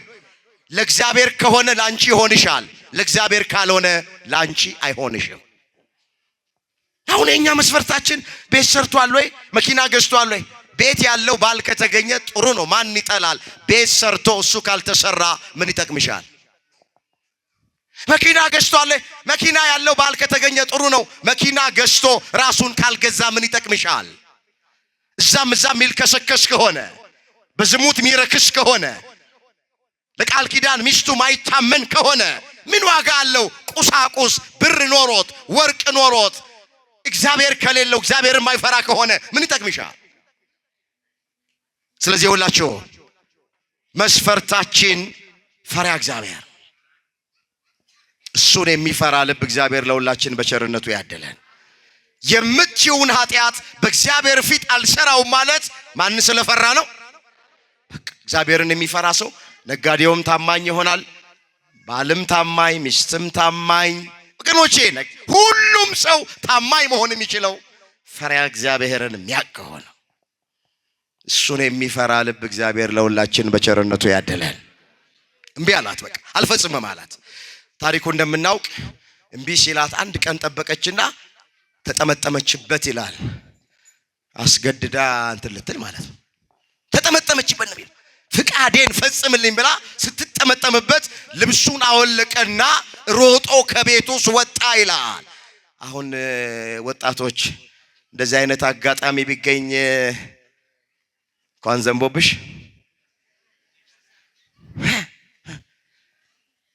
እኔ አልፈለኩም ነበር ይላል። እኔ አስጨነቀችኝ፣ አስቸገረችኝ፣ እምቢ አልኳት፣ ግን በቃ ምን ላድርግ ተጠመጠመችብኝ። አጥጋቢ ምክንያት አለኝ እንላለን። አጥጋቢ ምክንያት አለኝ፣ የኔ አይደለም ፍላጎቱ ፍቃዱ፣ እሷ ናት ያስጨነቀችኝ ይላል። ዮሴፍ እንደዚህ አይነት ቀልድ የለም። ልብሱን አወለቀላትና ከቤት ውስጥ ሮጦ ወጣ። መጽሐፍ ከዝሙት ሽሹ ይላል። ከዝሙት እንድንሸሽ አምላካችን እግዚአብሔር ይርዳል። ሰው የሚሰራው ኃጢአት ሁሉ ከስጋ ውጪ ነው። ዝሙትን የሚሰራ ሰው ግን በገዛ ስጋው ላይ ይሰራል ኃጢአት። ስጋ ለእግዚአብሔር ነው፣ ስጋ ለጌታ ነው እንጂ ለዝሙት አይደለም ይላል ሐዋርያው ቅዱስ ጳውሎስ። ወጣቶች ንጽህናችሁን ጠብቁ፣ እስክታገቡ ድረስ ክብራችሁን ጠብቁ። ካገባችሁ በኋላም ለቃል ኪዳን ሚስታችሁ ታማኙን፣ ሚስቶች ለቃል ኪዳን ባላችሁ ታማኙን። ስጋችን ለጌታ ነው ለእግዚአብሔር ነው እንጂ ለዝሙት አይደለም። እግዚአብሔር ነፍሱ ከምትጸየፋቸው ኃጢአቶች መካከል አንደኛ ዝሙት ነው። እንዲህ ተብሎ ተጽፏል። ላነበው ፈልጋለሁ፣ እስኪ አስተውሉት ይህንን ኃይለ ቃል። እዚህ ቅዱስ ጳውሎስ በቆሮንቶስ ለሚገኙ ክርስቲያኖች በአንደኛ ቆሮንቶስ መልእክቱ ምዕራፍ 6 ቁጥር 17 ላይ እንዲህ ብሎ ጽፏል። ከዝሙት ሽሹ አለ። ሰው የሚያደርገው ኃጢአት ሁሉ ከስጋ ውጪ ነዋል። ዝሙትን የሚሰራ ግን በገዛ ስጋው ላይ ኃጢአትን ይሰራል አለና፣ ወይስ ስጋችሁ ከእግዚአብሔር የተቀበላችሁት በእናንተ የሚኖር የመንፈስ ቅዱስ ቤተ መቅደስ እንደሆነ አታውቁምን? በዋጋ ተገዝታችኋልና ለራሳችሁ አይደላችሁም። ስለዚህ በስጋችሁ እግዚአብሔርን አክብሩት። በስጋችሁ ማንን አክብሩት? በዋጋ የተገዛ ቤተ መቅደስ ነው። ዋጋው ብር አይደለም፣ ዋጋው እንቁ አይደለም። ዋጋው ክርስቶስ ስጋውን ቆርሶ ደሙን አፍስሶ በዋጋ ተገዝተናል። ባካችሁ ይሄ ቤተ መቅደስ የእያንዳንዳችን ቤተ መቅደስ በዋጋ የተገዛ ነው፣ ዋጋ የተከፈለበት ነው። ስለዚህ ቤተ መቅደሳችንን ከዝሙት እንጠብቀው፣ በዝሙት አናቆሽሸው፣ በንጽህና እንያዘው። ዮሴፍ የምትይውን ዝሙት በእግዚአብሔር ፊት አልሰራውም ብሎ ልብሱን ጥሎላት ወጥቶ ከቤት ርቆ ሸሽቶ ሄደ ይላል። ስንቶቻችንን ቤተ መቅደስ የተባለ ሰውነታችን ዋጋ እንደተከፈለበት ምናውቀው?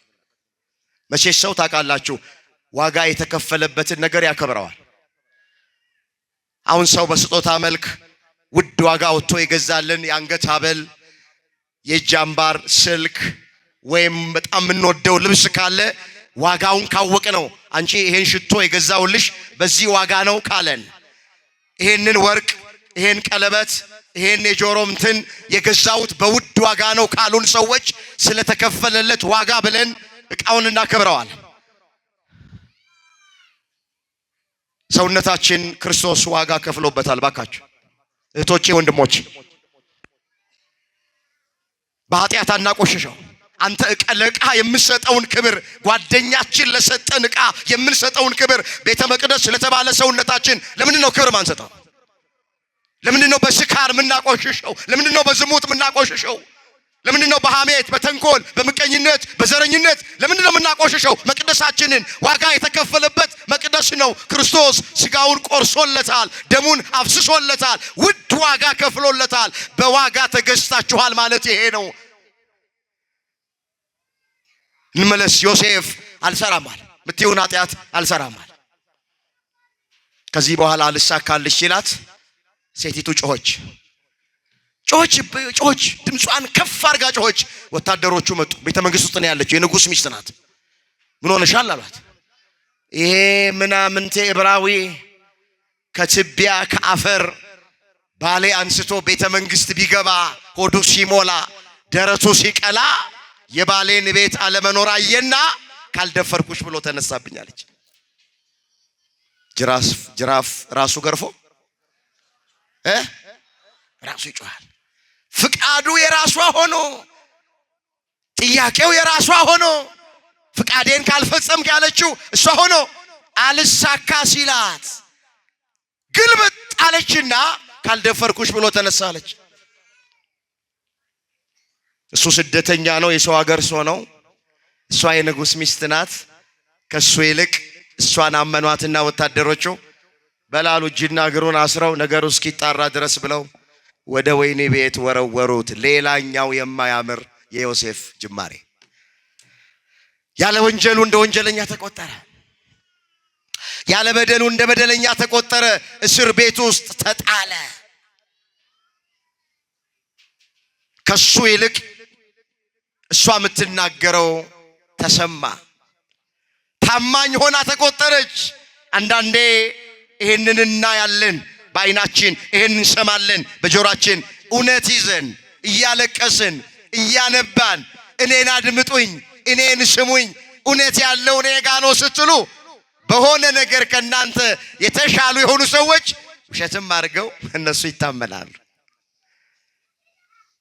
ተገፋ፣ በግፍ እስር ቤት ውስጥ ገባ፣ ታሰረ። አባቶቻችን ምን ይላሉ? እስረኞች ሁሉ ወንጀለኞች አይደሉም ይላሉ። እስረኞች ሁሉ ምኖች አይደሉም?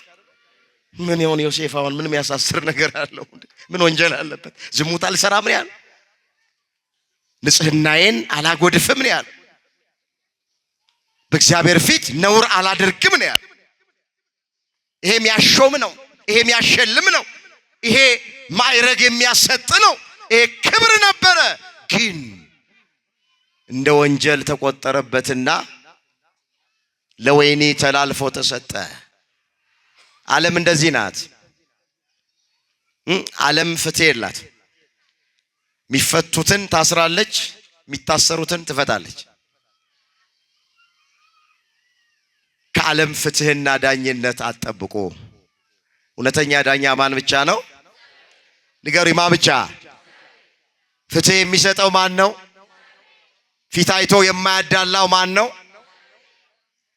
በቅንነት የሚፈርደው ማን ነው? እውነተኛው ዳኛ ማን ነው? አመስግኑት። እግዚአብሔር ነው። ክብር ምስጋና ለስሙ ይሁን። እግዚአብሔር። እስር ቤት ውስጥ ገባ። እንመለስ። እነዚህ እያየን ያለናቸው ማያምሩ ናቸው። ልክ እስር ቤት ውስጥ ሲገባ በጸሐፍ የሚለው ምንድነው? እግዚአብሔርም በእስር ቤት ውስጥ ከዮሴፍ ጋር ነበር ይላል። ደግሞ ከማን ጋር ነበር? ሲሰደድ አብሮ ይሰደዳል። እግዚአብሔር ሲታሰር አብሮ ይታሰራል። እስር ቤት ውስጥ አብሮ ነበረ። በእስረኞቹ ፊት እግዚአብሔር ለዮሴፍ ሞገስ ሆነው ይላል። እግዚአብሔር በጠላቶቻችን ፊት ለሁላችንም ሞገስ ይሁነን። ሞገሳችን ማን? መስክሩ። ሞገሳችን ማን? እግዚአብሔር ሞገስ ሆነው ይላል። እዛ እስር ቤት ውስጥ ቆየ። 2 ዓመት ነው የታሰረው። ስንት ዓመት? ባላየው ነገር፣ ባልሰማው ነገር፣ ባልፈጸመው ወንጀል፣ ባላደረገው ነገር ንጽህናውን በጠበቀ ኃጢአት አልሰራም ስላለ 2 ዓመት በግፍ ታሰረ። አንዳንድ ጊዜ በሕይወታችን እንዲህ ሊገጥመን ይችላል። ወንጀል ሳንሰራ፣ ሕግ ሳንተላለፍ፣ ወገኖቼ ኃጢአት ሳይገኝብን ለክፉ ነገር ተላልፈን እንሰጥ እንችላለን። እንዳትደነቁ። ኢየሱስ ክርስቶስ በመስቀል ላይ የተሰቀለው፣ ጎኑን በጦር የተወጋው፣ እጆቹን በሚስማር የተቸነከረው ኃጢአት ሰርቶ አይደለም፣ ወንጀል ተገኝቶበት አይደለም። ንጹሕ ባህሪ ነው። ሲሰድቡት መልሶ ያልተሳደበ ነው። መከራ ሲያደርሱበት ያልዛተ ነው። ነገር ግን እንደ ክፉ አድራጊ ቆጥረውት በመስቀል ላይ ሰቅለውታል። በሚስማር ቸንክረውታል። የሸዋ አክሊል ደፍተውበታል። ስጋው አልቆ አጥንቱ እስኪታይ ድረስ 6666 ጊዜ በጅራፍ ገርፈውታል። አንዳንድ ጊዜ በሕይወታችን እንደዚህ ይሆናል። ዓለም ፍትህ የላት። ታሰረዘ እስር ቤት ውስጥ ያለ ወንጀሉ ጭብጥ ኩርምት ብሎ 2 ዓመት። ስንት ዓመት? 2 ዓመት። ላሳጥር ታሪኩን ወደ ምፈልገው ነገር ልምጣና እዛ እስር ቤት ውስጥ ሳለ አሁን 2 ሰዎች፣ አንዱ የጠጅ አሳላፊ ነው፣ ሁለተኛው የእንጀራ አሳላፊ ነው። ህልም አዩና ለዮሴፍ መተው ነገሩት። ሁለቱንም ህልማቸውን ፈታላቸው። አንደኛው ምን አለው? ከ3 ቀን በኋላ ትፈታለህ፣ ወደ ቀድሞ ስራ ትመለሳለህ። አንደኛውን አንተም ከ3 ቀን በኋላ ትፈታለህ፣ ነገር ግን በአደባባይ ላይ ንጉሱ ያሰቅልሃል። አንተ የምትፈታው ወደ ቀድሞ ስራ ልትመለስ፣ አንተ ግን የሚያሳዝነው የምትፈታው በአደባባይ ንጉሱ ሊያሰቅል ነው ብሎ የሁለቱንም ህልም ፈታ። የጠጅ አሳላፊው ነው ወደ ቀድሞ ስራ ትመለሳለህ ከ3 ቀን በኋላ ብሎ ይፈታለት። ግን ምን አለው? ከተፈታ በኋላ አለ እኔ በግፍ ስለታሰርኩኝ ያለ ወንጀሌ ስለሆነ ወደ ወይኔ የተጣልኩት ለንጉሱ ንገርልኝና ከስራቴ አስፈታኛል። ከስራቴ ምን በለኝ? ለማን ንገርልኝ? ዮሴፍ በእግዚአብሔር ላይ ተስፋ ማድረጉ ትቶ አሁን በዚህ በጠጅ አሳላፊው ላይ ተስፋ አረግ። ንገርልኝ ሄደ ለንጉሱ። ያለ በደሌ እኔ የታሰርኩት መታሰር አይገባኝም ነበረ። ይሄው 2 ዓመት ሊሆነኝ ነው። ስለዚህ እንዳትረሳኝ አስበኝ አደራ ብሎ ያንን ጠጅ አሳላፊ ተስፋ አደረገ። ሰዎችን ተስፋ አታድርጉ። ተስፋችን ማን? ንገሩኝ፣ ማን ነው ተስፋችን? ሰው ቢያምኑት ይከዳል። ሰው ተስፋ ቢያደርጉት ያሳፍራል። ሰው ቢደገፉት ይሰበራል። ሸምበቆ ነው ቢያምኑት ማይከዳ፣ ተስፋ ቢያደርጉት የማያሳፍር የድንግል ልጅ አማኑኤል ነው። ክብር ምስጋና ለስሙ ይሁን። እሱ ነው የሚታመነው። ዝቅ ብሎ ስታነቡት ምን ይላል? የጠጅ አሳላፊው ግን ዮሴፍን አላሰበውም፣ ረሳው ይላል። ምን አረገው? ሰው ይረሳናል። ማይረሳን ማይዘነጋን አምላካችን እግዚአብሔር የገዛ ወንድሞቻችን ሊረሱን ይችላል። አያድርስ ነው። እህታችን ልትረሳን ትችላለች። የወለደ አባት የወለደች እናት ልትረሳ ትችላለች። ባልንጀራችን ጓደኛችን ሊረሳን ይችላል። በሰው እንዳትታመኑ፣ ሰውን ተስፋ እንዳታደርጉ። ምን አለ ዳዊት? በሰው ከመታመን በእግዚአብሔር መታመን ይሻላል። በገዢዎች ተስፋ ከማድረግ በእግዚአብሔር ተስፋ ማድረግ ይሻላል አለ መዝሙር 117 ቁጥር 8 ላይ። እስኪ ቃሉን ከኔ ቀጥላችሁ ተናገሩ። በሰው ከመታመን በሉ እስኪ በእግዚአብሔር መታመን ይሻላል። በገዢዎች ተስፋ ከማድረግ በእግዚአብሔር ተስፋ ማድረግ ይሻላል። ይሻላል አይሻል? ማን ነው እግዚአብሔርን አምኖ የጎደለበት ያጣማን? ማን ነው እግዚአብሔርን ተስፋ አድርጎ ያፈረ? እግዚአብሔር ቢያምኑት ባካችሁ አይከዳም። እግዚአብሔር ተስፋ ቢያደርጉት አያሳፈርም። አይናችሁን ከሰው ላይ አንሱ። እግዚአብሔርን ተስፋ አድርጉት።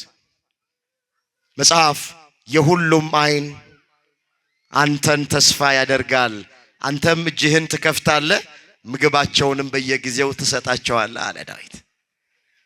እዚህ ዳዊት መዝሙር 144 ቁጥር 15 ላይ የተመዘገበ ቃል የሁሉም አይን አለ አንተን ተስፋ ያደርጋል፣ አንተ እጅህን ትከፍታለህ፣ ስጋ ለለበሰ ሁሉ ምግባቸውን በጊዜ ትሰጣቸዋለህ።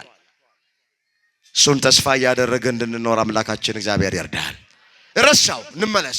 ያ የጠጅ አሳላፊ እንዳትረሳኝ አሳስብልኝ አደራ፣ በግፍ ነው የታሰርኩት ለንጉሱ ንገርልኝ ያለው ሰው አላስበውም፣ ረሳው ይላል። ስለዚህ ልክ በጌታ ቀኝ እንደተሰቀለ ወንበዴ ጌታ ሆይ በመንግስት በመጣ ጊዜ ምን በለኝ አለው። ምን በለኝ? ዛይ ሉቃስ ወንጌል ምዕራፍ 23 ቁጥር 48 ላይ የተመዘገበ ቃል ነው። ጌታ ሆይ አለው በመንግስት በመጣ ጊዜ አስበኝ አለ። በቃ አስበኝ ማለት የሚገባን አምላካችንን ነው። አስበን ማለት የሚገባን መድኃኔዓለምን ነው። እሱ ያስባል ወገኖች። ከገባንበት ቅራኔ ውስጥ ሊያወጣን ይችላል። ጥያቄያችንን ይመልሳል፣ እንባችንን ያብሳል፣ እንቆቅልሻችንን ይፈታል፣ ታሪካችንን ይቀይራል፣ የራቀውን ነገር ያቀርባል፣ የጎደለውን ነገር ይሞላል፣ የተቆረጠውን ነገር ይቀጥላል። መድኃኔዓለምን አስበኝ በሉት። ወጣቶች ምንድን ነው የጎደላችሁ? እህቶቼ ምንድን ነው የጎደላችሁ? በእግዚአብሔር ታመኑ። እግዚአብሔርን ተስፋ አድርጉ። እሱን አስበኝ በሉት። ይሄ ወንበዴ እድሜ ዘመኑን ቋንጃ ቆራጭ የነበረ፣ ደም አፍሳሽ የነበረ፣ በንጹሃን ደም ሲታጠብ የነበረ ከጌታ ቀኝ ተሰቀለ። በዚያች አጋጣሚ ምቹ ጊዜ ያገኘና ጌታ ሆይ አለ። የሚሰራውን ተአምራት ሲያይ ጊዜ በመንግስት በመጣ ጊዜ አስበኝ አለ። ጌታችን ምን አለው? ዛሬ ከኔ ጋራ በገነት ትኖራለህ አለ። ቀድሞ ከአዳም ገነት ገባ። ክብር ምስጋና ለአምላካችን ለእግዚአብሔር ይሁን። ቀድሞ ከአዳም ገነት ገባ።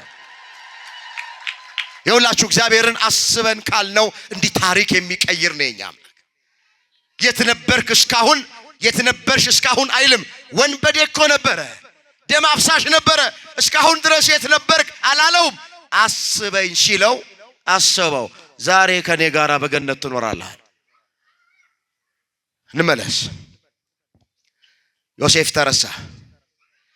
አሁን እግዚአብሔር የዮሴፍን ፍጻሜ የሚያሳምርበት ጊዜ ደረሰ። ርዕሳችን ምንድነው? የነገር ፍጻሜ ከጅማሬው ምን ይላል? አቤት ይሻላል። እንዴት አድርጎ አሁን እግዚአብሔር በጊዜውና በሰዓቱ ዮሴፍን እንደሚያከብረው ፍጻሜውን እንደሚያሳምርለት በጥቂቱ አስታውሻችሁ መልእክቴን ጠቅልላለሁ። ፈርዖን የሚባለው የግብፅ ንጉሥ ህልም አለመና የሚፈታለት አጥቶ ይጨነቅ ጀመረ። በቤተ መንግስት የሚቀልባቸው ጠንቋዮች፣ አስማተኞች፣ መተተኞች አሉ። ያየውን ህልም ነገራቸው። ህልሙ ምንድነው?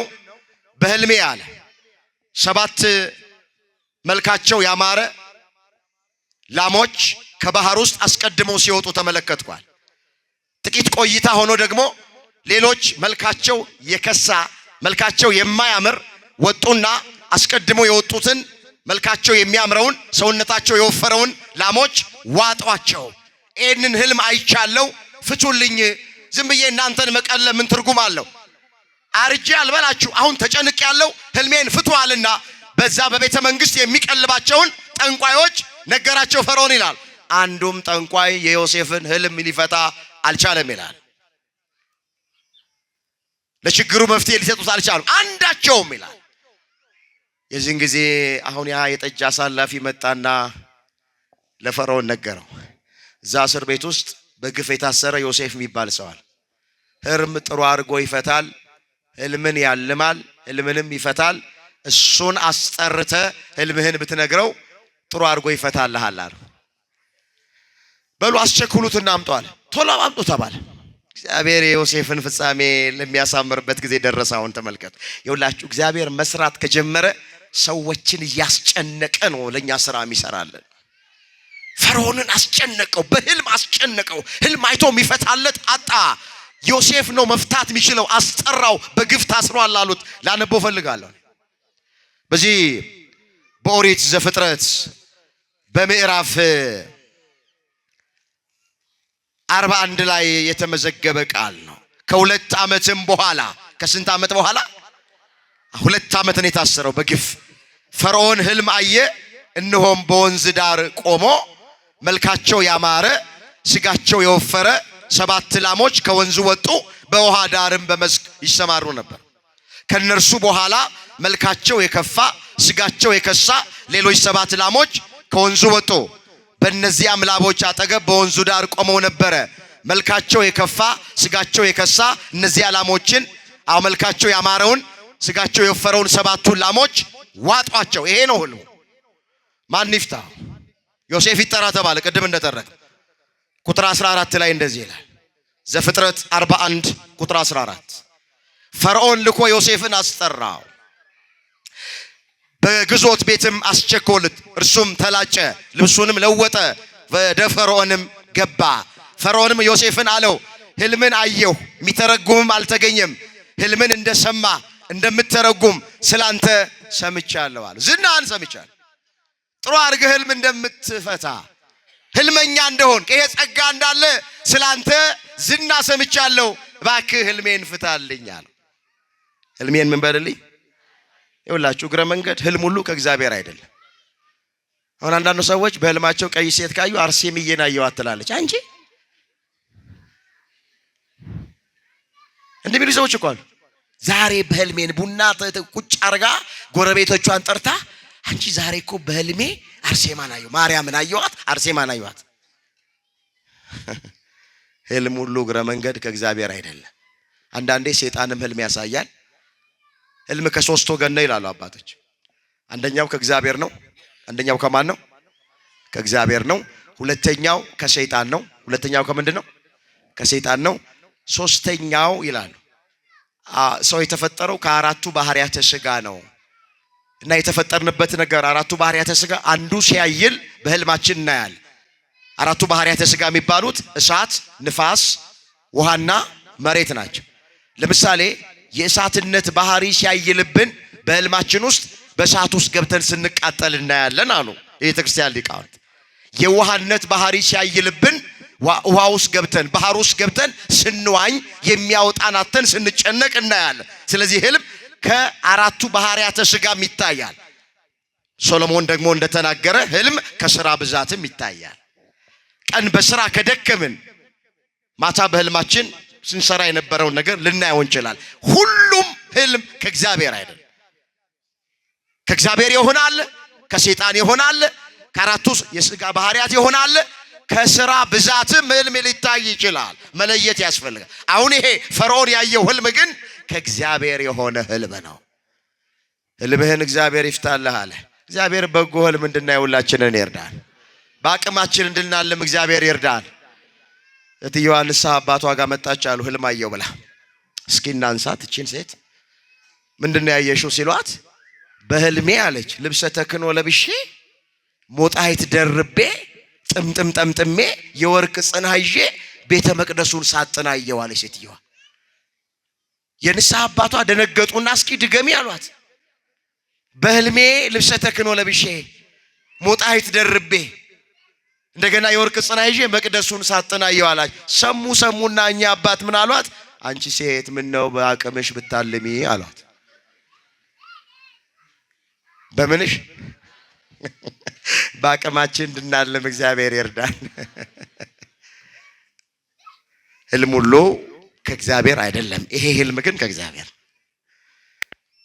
ምን አለው ፈርዖን ለማን ነው ዮሴፍ? እኔ ህልምህን አልፈታልህም፣ ህልምህን የሚፈታልህ እግዚአብሔር ነው አለ። ማን ነው የሚፈታልህ አለው? አልተመጻደቀም ዮሴፍ፣ አልተኩራራም፣ አልታበየም። ጸጋው እኮ አለው ህልም የመፍታት። እኔ እፈታለሁ አላለም፣ እግዚአብሔር ይፈታልሃል አለ። ክብርን ሁሉ ለእግዚአብሔር እንድንሰጥ እግዚአብሔር ይርዳን። አሁን እኛ ብንሆንስ እቺ ጸጋ ብትኖረን ስንት ትከፍለኛለህ ነው መጀመሪያ ምን ደራደረው? እፈታልሃለሁ ግን ስንት ትከፍለኛለህ? እኔ እግዚአብሔር ብዙ ነገር የማይሰጠን ወገኖቼ፣ እኔ እውነቴን ነው የምላችሁ፣ በጣም ወደ ንግድ ውስጥ እንዳንገባበት ፈልጎ ነው። አሁን ጌታችን እንደዚህ ያለ ጉባኤ ላይ ያስተማረ ሰዎቹ ሲራቡ 5 እንጀራና 2 ዓሣ አበርክቶ ለ5000 ህዝብ መግቧል የሚል። አሁን ይሄ ጸጋ ለኛ ቢሰጠን ኖሮ ጥቂቱን አበርክቶ የመመገብ ጸጋው ቢሰጠን ኖሮ ዛሬ ማን ይቻላል? ወደ ሂሳብ ውስጥ ወደ ስሌት ውስጥ ነበር የምንገባው። ስለዚህ እግዚአብሔር ይውላችሁ ብዙ ነገር የማይሰጠን በሱ ላይ እንዳንኮራበትና በተሰጠን ጸጋ ደግሞ እንዳንጠፋ ስለሚፈልግ ይመስለኛል። ስንት ትከፍለኛለህ አላለም ዮሴፍ። ህልምህን እፈታለሁም አላለም። ያንተን ህልም የሚፈታው እግዚአብሔር ነው አለ። ማን ነው አለ? ክብርን ለማሰጠ ዮሴፍ የምታደርጉትን ሁሉ ለእግዚአብሔር ክብር አድርጉት ተብሎ ተጽፏልና እዛ አንደኛ ቆሮንቶስ 10:31 ላይ ሁሉን ለእግዚአብሔር ክብር እንድናደርገው እግዚአብሔር ይርዳን። ፈታለት ጥሩ አድርጎ 7 ላሞች አስቀድሞ ከወንዙ መውጣታቸው በግብጽ ምድር ላይ 7 ዓመት ጥጋብ ይሆናል። ጥጋብ ይሆናል፣ ይትረፈረፋል፣ በረከት ይሆናል። 7 የከሱ ላሞች ከኋላ ከወንዙ ወጥተው የመጀመሪያዎቹን መዋጣቸው ከ7 ዓመት ጥጋብ በኋላ 7 ዓመት ደግሞ ረሃብ ይሆናል። ይሄ ነው እግዚአብሔር ላንተ ያሳየ ህልም ይሄ ነው። በጥጋቡ ሰዓት በደንብ የረሃቡን ዘመን ማለፍ እንድትችሉ ሰብሉን፣ እህሉን፣ ምግቡን በደንብ አርጋችሁ ሰብስቦ እግዚአብሔር ወደፊት የሚሆነውን ነገር አስቀድሞ በህልም ነግሮሃል። ህልሙ ሲፈታ ይሄ ነው አለው። ደስ አለው ፈርዖን። ከጣቱ ላይ ያለውን ቀለበት አወለቀና ለዮሴፍ አጠለቀለት። አስኒት የምትባል በጣም መልከ መልካም ውብ ቆንጆ ልጅ ነበረችው፣ የንጉሱ የፈርዖን ልጅ። እሷን አመጣና ሚስት አድርጎ አጋባው። ከዚህ በኋላ ምን አለው? በግብጽ ሀገር ያላንተ ፈቃድ ምንም የሚወጣና የሚገባ ነገር የለም። በግብጽ ላይ እኔ ጠቅላይ ሚኒስትር አድርጌ ሾሜሃለሁ። ከኔ በታች አገሪቱን የምታስተዳድረው አንተነ። ያላንተ ፈቃድ የሚወጣና የሚገባ ነገር የለም ብሎ በግብጽ አገር ላይ ዮሴፍን ፈርዖን ከፍ ከፍ አደረገው፣ እግዚአብሔርም መጨረሻውን አሳመረለት። ክብር ምስጋና ለአምላካችን ለእግዚአብሔር ይሁን። ያ የማያምር የነበረ ዮሴፍ ጅማሬ ዘግይቶ ቆይቶ መጨረሻውን እግዚአብሔር አሳመረለት። በእስር ቤት ውስጥ አሳለፈና ጠቅላይ ሚኒስትር አደረገው ዮሴፍን። እግዚአብሔር በረከት የሚሰጠን በመከራ ወረቀት ጠቅልሎ ነው ይላሉ አባቶች። እስኪ እግዚአብሔር በሉ። በረከትን የሚሰጠን በመከራ ወረቀት ጠቅልሎ ነው። ስለዚህ ሁላችሁ መጀመሪያ ህይወታችሁ ላይ ማያምሩ ነገር ቢገጥሟችሁ ተስፋ አትቁረጡ። ይሄው ዮሴፍ አስተማሪ። ታገሱ፣ ጽኑ፣ እግዚአብሔርን ጠብቁት። መጨረሻውን እግዚአብሔር ማሳመር ይችላል። ይችላል አይችልም? አቤት ይሄው ይችላል እኮ አሳይ። ማን ነው አሁን ይሄ በመጽሐፍ ቅዱስ ባይጻፍ የሚያምነው? ዮሴፍ በዚህ ውስጥ አልፎ ይሄን ያክል ክብር፣ ይሄን ያክል ሹመት፣ ይሄን ያክል ማዕረግ፣ ይሄን ያክል በረከት አገኘ ብሎ መጽሐፍ ቅዱስ ላይ ባይጻፍ ኖሮ ማን ያምን ነበር? ግን እግዚአብሔር የሚሳነው ነገር የለም። ለሰው የማይቻለው ሁሉ ለማን ይቻላል? አምላካችን እግዚአብሔር መጨረሻችንን ያሳምርልን። እስኪ መጨረሻዬን ድገሙት፣ እስኪ ሰልሱት፣ አሳምርልኝ። ሁልጊዜም ይኸውላችሁ ወንድሞቼ እህቶቼ፣ ለጸሎት እግዚአብሔር ፊት ስትቆሙ መጨረሻዬን አሳምርልኝ በሉት።